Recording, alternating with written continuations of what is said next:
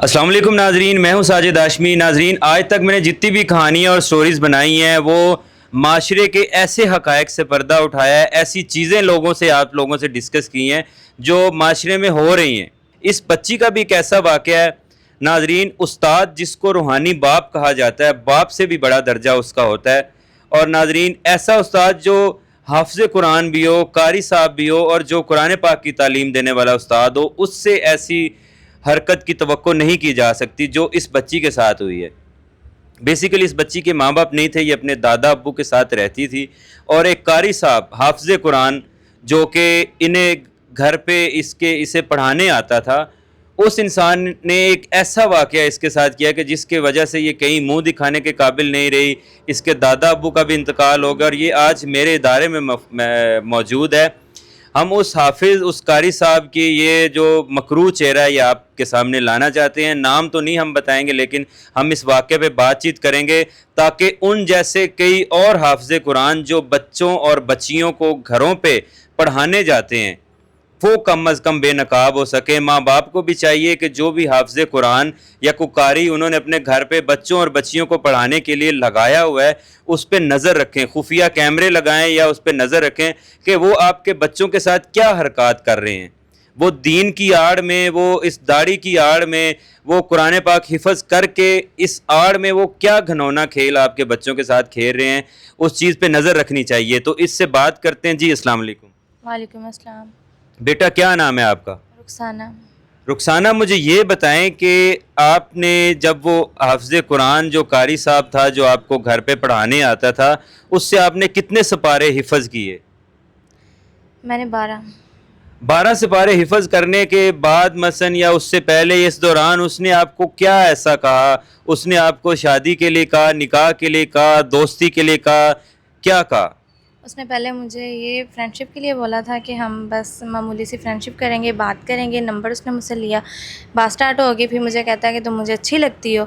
अच्छा, अब आपने उससे नहीं कहा कि कारी साहब हैं आप या हाफ़िज़ कुरान हैं, आप एक दीन के ठेकेदार हैं, आप ये कैसी बात कर रहे हैं? बचकाना ज़हन था ना, अनमेच्योर थी तो उसकी बातों में आ गई। अच्छा, ठीक है। अच्छा, जब उसने दोस्ती का कहा या आपसे नंबर लिया तो मैसेज वगैरह करता था, किस तरह की बातें करता था? कैसी हो, क्या कर रही हो, आज तुम बहुत अच्छी लग रही थी, जैसे करते हैं बात लड़के। मतलब वो इखलाक से गिरी बातें करता था, चीप बातें करता था या अच्छी बातें करता था? नॉर्मल, चीप बातें नहीं थी होती उसकी। ठीक है। अब अच्छा, मुझे ये बताएं कि उसने कभी आपको मिलने के लिए कुछ कहा या कुछ ऐसी गलत हरकत या बैड टच कुछ ऐसा किया उसने? उसने मुझे सीधा शादी के लिए बोला था कि आजो हम दोनों भाग जाते हैं, शादी कर लेते हैं। तो आपने उसे ये नहीं कहा कि आप रिश्ते के लिए मेरे दादा अब्बू से बात करें या आप शरई तौर पे जैसे रिश्ता निकाह करते हैं उस तरह से करें? उसने मुझे कहा था कि अगर मैं तुम्हारे दादा से बात करूँगा, मैंने बोला था दादा से बात करें, उसने कहा जब बात करूँगा तो वो नहीं मानेंगे।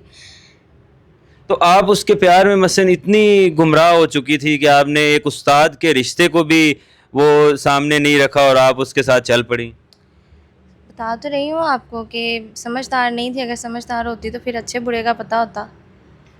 नाजरीन, यहाँ पे देखें कि एक बच्ची है जो कुरान पाक हिफ़्ज़ कर रही है, उसे इन चीज़ों का नहीं मामलात का पता कि क्या होता है, कैसे होता है, और उसे गलत ट्रैक पे डालना, उस्ताद होने का गलत नाजायज़ फ़ायदा उठाना।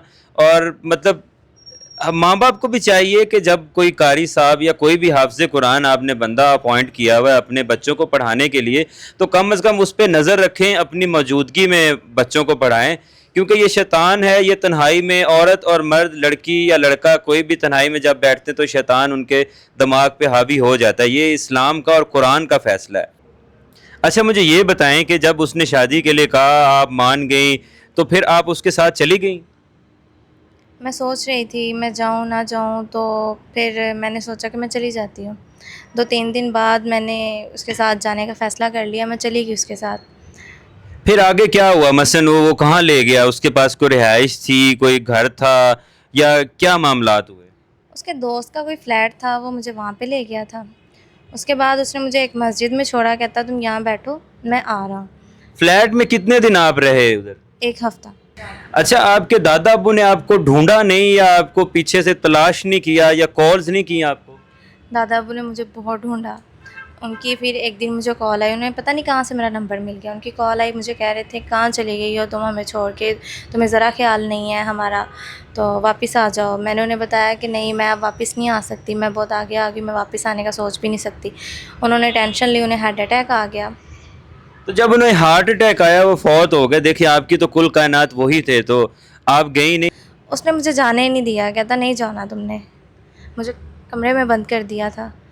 اچھا یہ سارا واقعہ ایک ہفتے کے دوران ہوا, اس فلیٹ سے آپ نکلی, آپ کو وہ مسجد میں لے گیا, مسجد میں کیا کس لیے لے گیا؟